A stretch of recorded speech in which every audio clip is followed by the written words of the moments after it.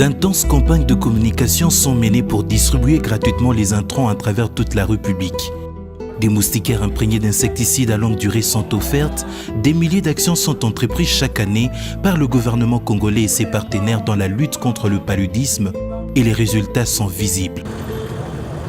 Des efforts qui ne semblent pas passer inaperçus. De 40% réduit du nombre total de cas de patients, la République démocratique du Congo fait partie des nations africaines ayant remporté un prix octroyé par l'Alliance des leaders africains dans la lutte contre le paludisme. Nous avons un plan stratégique qui ambitionne de réduire de 40% supplémentaires les décès et les cas survenant dans le pays. Mais pour ce faire, 3 stratégies de base ont été retenues.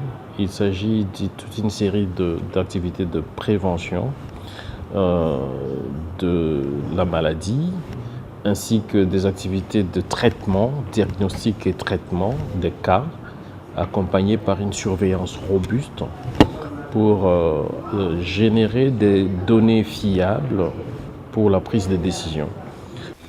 Sur terrain, les faits sont réels et l'impact sur les ménages des gens en proie pour la plupart aux défis sociaux énormes inquiète. Selon les tendances, en RDC, le paludisme demeure l'une des premières causes de mortalité infantile. J'éprouve beaucoup de difficultés pour s'occuper des enfants lorsqu'ils sont atteints par la malaria. Le traitement requiert des moyens financiers qu'on n'a pas toujours.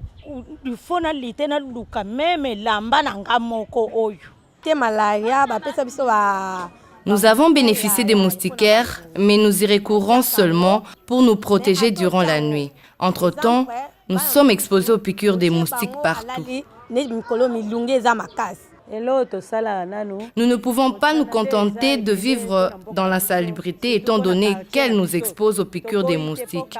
Nous essayons de faire de notre mieux pour assainir, mais le gros du travail revient au service d'hygiène qui doit être réformé.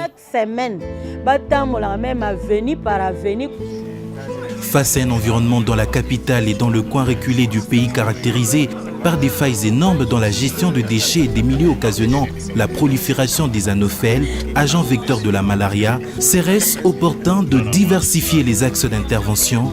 Experts et acteurs de santé, tous semblent unanimes quant à cette problématique.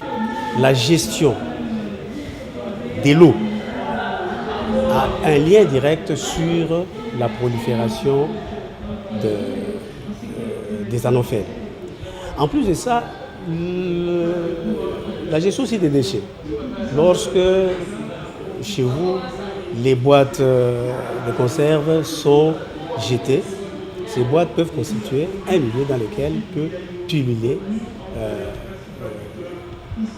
ce vecteur-là. Si nous arrivons à assainir le milieu, nous allons réduire la production de larves de moustiques. Et par ricochet, réduire l'incidence, la prévalence et même la mortalité liée à ces fléaux. Il nous faudra un cadre multisectoriel pour que nous puissions vraiment arriver à avoir 0 cas de palu dans nos ménages.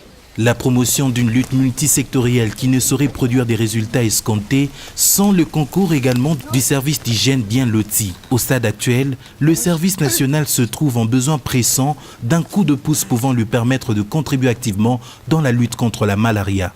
Et en ce qui concerne l'assainissement, au niveau du ministère de la Santé, l'assainissement et l'hygiène, il y a la promotion de la brigade d'hygiène aujourd'hui qui doivent être utilisées. Aujourd'hui, nous sommes en train de rappeler les troupes et nous avons préparé pratiquement toutes les stratégies et tous les documents nécessaires pour que demain, vous revoyez les services. Nous avons besoin de partenaires et nous avons besoin aussi du soutien du gouvernement.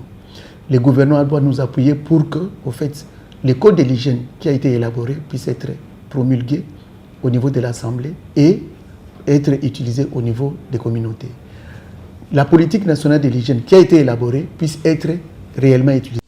En attendant, la nécessité demeure de marquer un accent particulier sur l'assainissement des milieux, notamment l'entretien de son milieu proche. Des actions qui pourraient permettre de prévenir tant soit peu cette maladie qui constitue un frein majeur au développement. Car bon nombre d'experts s'accordent sur le fait que l'éradication du paludisme, maladie la plus meurtrière en Afrique, passe par l'usage des plusieurs moyens de lutte.